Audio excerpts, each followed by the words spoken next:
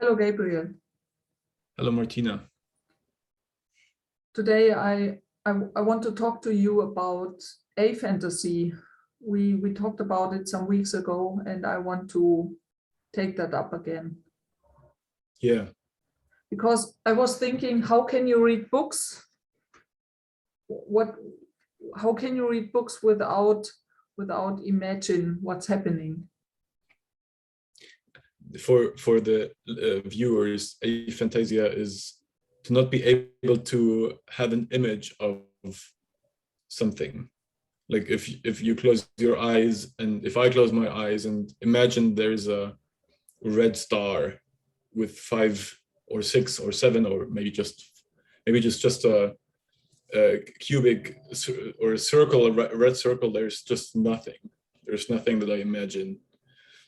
And when I read a book, there's nothing that comes up. I don't have any images of the story that I can later compare to the movie. I've talked to other people who have that. Oh, the movie doesn't fit the images that I had of the kingdom, whatever that was there, or how the castle looked like in Harry Potter. And I don't have that. I don't have the imagination of how it is.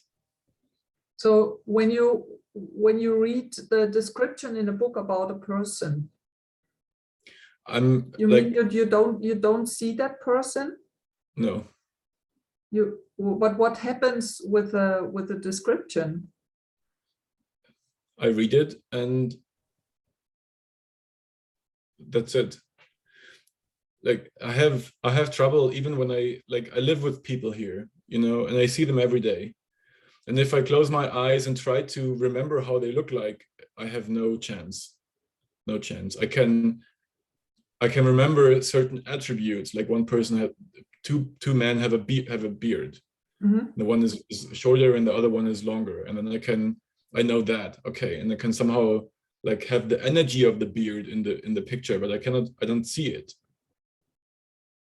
Mm-hmm. Mm-hmm. It's, yeah. This is like it's a crazy edge somehow, because how to describe something I don't know how it would be from the other side. So when I read a book, I have the energy of the place. I have a specific image of the energy of the place, or I have the energy of the person. Or yeah, if I go, like people when I was younger and we did meditations or something, and they go, okay, now we are in a big meadow with a lot of flowers. I cannot imagine it. I can only imagine how I would sense it standing in a place like that. And then you come into a forest. Okay, the energy of the forest changes, but I don't see trees. I see somehow. I cannot imagine how that is, because for example, when you are in a forest, when you are in a forest, imagine you stand in a forest. No, that doesn't work. When you are in a forest and you look around and you see the trees and you see the ground and the sky and everything, and then you close your eyes. So then is it completely gone? Or because when I stand in the forest and I close my eyes, the pictures go on. It is like if I still see it. And what's happening with you? When I close my eyes right now and I look around, I see my bed in terms of, I know it's there, but like even right now I have no idea anymore how the pillow just looked like 30 seconds ago when I looked over there. Mm-hmm. And maybe I can remember the fact of how this wall here looks like, because it has some holes in it, but I remember the fact. I don't see the image of it. And when you paint, where do you, because you are painting images, right? Yeah, I have no idea what I'm painting. I'm painting the energy. I don't have an image. Usually I don't have the image beforehand. Sometimes I have like an impulse that comes from somewhere where I say, okay, maybe I had one image where I painted a note like a note, and then it had some Fahnen, whatever that in English is. Flags, or yeah, Some I don't know. flag, yeah, somehow Yeah. like stripes coming from it, and I somehow had the image of the picture. This is how it's going to look like, or this is how I want to paint it. And I didn't. Usually, I sit in front of an empty canvas, and I don't have the image that I want to do, and I just start from nothing. And I cannot imagine the other way around. Like, it's the same for you. 2% of the people, says Wikipedia, have this disability and cannot imagine these things. And yeah, I somehow I didn't really notice that other people were different. I thought I was normal, right? Mhm. My whole life, until I met with my sister and my mother in the same space, and we were talking about something, and somehow this topic came up that I cannot imagine things, and she said, yeah, she cannot either. And my mother was like you and couldn't believe it, that like we couldn't imagine these. And I haven't talked to my father. Maybe it's genetics. Would be interesting. In the lab, we did this experiment about the surgery, the brain surgery. Can you? So what do you do with when you cannot imagine that you open your head and do this surgery? How do you do that? I do it on a purely energetic level. Mm-hmm. So how would the energy change? How would the energy change when I would do the surgery? And I don't like. Yeah, and somehow I think that it's possible to get better at this, to get better at visualizing things through practice and through maybe the different spaces that I held, because in these processes it's easier to imagine something, and yet it's still, yeah, maybe it's like if you have a scale from 1 to 10, maybe it's like from 0 to 2. Like I somehow have a little bit of a sense. I saw a great Instagram video about it, where the person said, well, imagine a red star, and then he has 6 different pictures, and the first one is just black, and the second one is like you see a little whitish line of what a star could be, and the next one is a little bit more, and then it's the red star. And so you like pick your number, he said, and if you have a 0 or like 1 or a 2, like the first 2 pictures, you probably have aphantasia. Mm-hmm.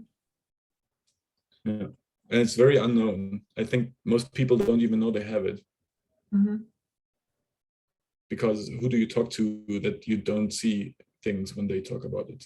Yeah, and who tells you that it's that there are people who sees things? Yeah, You first have to make the distinction that it is possible or it is not possible. For me, I didn't know that until we talked about it, and I thought it's everybody does that. I no, I didn't think about it. and it's also in processes where, like, imagine how things are in your body when there are like things stuck in the body from possibility management processes. It's not so easy to like, it needs a, and also the grounding cord, like the color of my grounding cord is like the daily time, or not daily, the constant thing of being grounded, being connected to the earth, being centered, being in my own space, in my own bubble, being me, being grounded. But what color is my grounding cord? So I have an energy, and then I need to find a color that somehow suits this energy. And it's a weird exercise for me to find the color of my grounding cord, because I don't see, oh yes, it's red, or oh yes, it's green or something. It's more like, okay, I sense there's something there, but how can I put the energy that is present into a color? I don't get it. what are the four feelings? What do the four feelings have to do with it? When you say I feel anger because about that fact that you have that. Did I say that I have anger? All four. Oh, I have anger because somehow it seems like I'm missing something. Like somehow it seems like I cannot play in a way that other people can play with the world just by having an image. And like in writing, for example, if I write something to put an image into people's heads, because I don't know how to put it in my head. And at the same time, I feel sadness about the same thing, because it's not possible to interact with people so much, or like to really experience books or things I hear from other people, because I don't see them. And I also have joy because somehow my story is that my energetic body has to be more resilient. Like it needs to be able to put up with this, like to somehow sense something else and be more present. And maybe this is also a chance that I have by not being able to perceive it so easily. I have to be extra clear about what is asked and how it should look like. Mm-hmm. Yeah, and fear. I feel fear because I cannot imagine how the other side of the world looks like, Mm-hmm. or lives like. I feel fear because I cannot see the other end. Like I don't know how you see through your mind when you close your eyes and imagine something. Thank you. Thank you. See you next week. See you next week.